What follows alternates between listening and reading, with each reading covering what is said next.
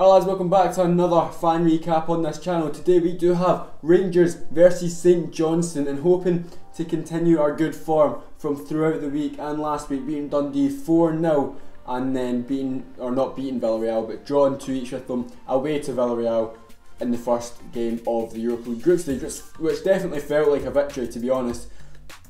But I'm going to be honest, yeah, again I've missed the first half because I was working, and I did manage to get away for the second half, so I got the whole of the second half. But you know, I'll just kind of I'll talk about the goals slightly for the first half. So James Tavernier, yeah, with a great free kick, curled it. It was a tight angle really, and he got it in right in at the post. If it was going to go in, it had to go in at that position. So he went in 1-0. James Tavernier with his 5th goal of the season, I do believe, and that is us 1-0 up in the 9th minute. So yeah, that's not too bad.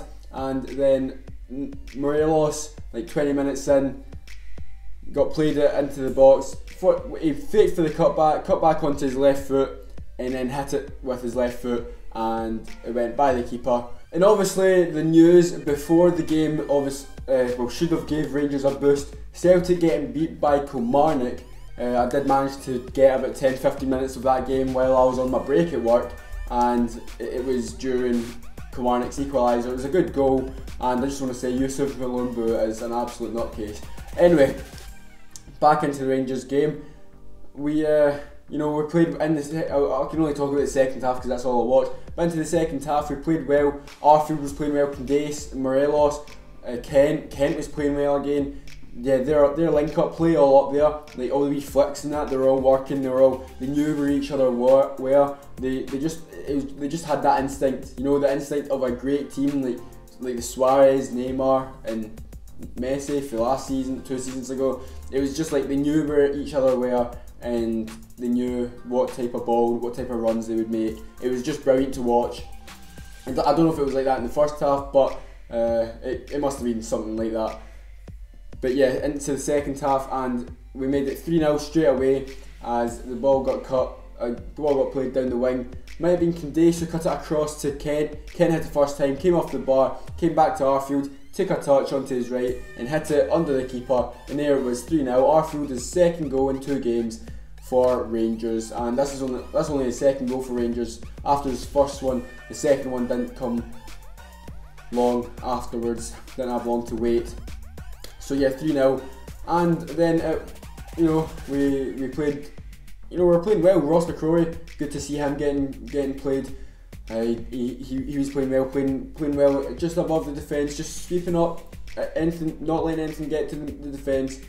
I mean, obviously stuff does get to the defence eventually, but there was a time, not with Ross, but he got played through. There was a counter attack by St Johnstone, 2 players. One of them got played through, and I think it was Goldson, Flanagan and McGregor were all out. Like, they actually built a wall between all 3 of them, and there was just no way that the ball was going to get through. So the fact that they were throwing their bodies in front of the ball, not turning their back, was great to see. Because I don't know if you've noticed this, but one thing I hate in football is people turning their back. Like, even amateur footballers don't turn your back. In fact, that Shaughnessy for the 5th goal, he turned his back. Ben will get into that. So yeah, it was great to see Flanagan, McGregor, and it was either Coulson or Katic, but one of them, they all came out and just blocked the shot. And yeah, Goldson had a couple of dodgy moments giving it away in defence, but we got away with most of them. I think it was Katic, played a dodgy ball across, and I think, is it Watt had a shot, but he couldn't hit the target. St Johnstone actually had a decent amount of chances, but most of them came from our mistakes, which we need to cut out, because a better team would have punished us. But the mistakes in the second half were made at 3-0 and 4-0 up. So if one of them did go in, then maybe Rangers would have just been like, right, if in doubt, get it out. You know, none of the passing out. We're 3-1 up. We don't want to lose it. You know, all that kind of good stuff. But not long after we made it 4-0, it was big man Kyle Lafferty just coming off the bench, and Morelos giving it into Arfield on the counter attack. Arfield waiting for the right moment, giving it into Lafferty. Lafferty first time tapped it into the far corner. 4-0, and Lafferty also with his 2nd goal in 2 games and that is what his 4th goal for Rangers in this spell for him. I think it is. I think it might be. But not long after, St Johnstone did get a goal of their own. They got a penalty. Arfield gave it away, and it was probably more of a penalty than other penalties that we've seen. I would say it was probably a penalty.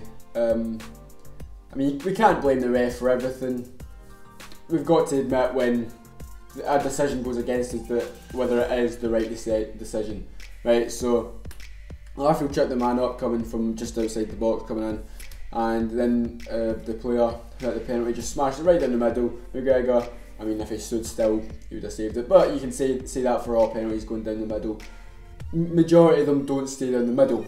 So yeah, 4-1, and we had the perfect response as it got played onto Daniel Candeias over on the right wing, and we cut inside, fake with his left, and just buried it with his left. Big Shaughnessy, as I said, came in, turned his back, the captain of St Johnstone, you know, leading by example, not willing to take a hit.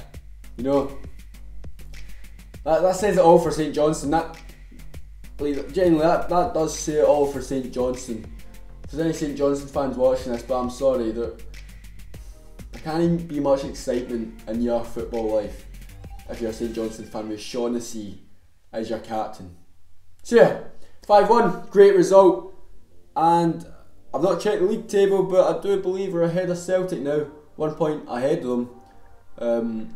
Don't quote me on that, I might be right, I might be wrong, but I'm sure they were 2 points ahead of us. The second defeat of the season for them. I mean, I saw an article, this hasn't got anything to do with this game, but I saw an article during the week, and it said although Hearts have won all their games, Celtic are still the team to look out for. And it's just like, well, Hearts have won all their games, they're clearly the team to look out for, the team to beat. Rangers, after their worst start in 29 seasons, are only 2 points behind Celtic, so how are Celtic the team to look out for? I just saw that, and it's a good point. It is a good point. There is, like, Celtic aren't the same as they were 2 seasons ago, obviously. So, you know, they are beatable. Kilmarnock, who we comfortably beat at the start of the season, yeah, they were in bad form, but we still comfortably beat them, and it was only a month ago, you know. And Hearts, who we've not played yet, Hearts will be a really tough game, but Hearts to win the SPFL, imagine that. I mean, it would stop 10 in a row, but anyway. Enough of that, enough of my nonsense. That's going to be the end of the video, a short one, sorry I didn't get to watch the first half. I'm going to try and get tickets to the Ayr game on Wednesday, hopefully we can get to that, get a wee match reaction out, you know what it's all about. And I'll see you next time, bye.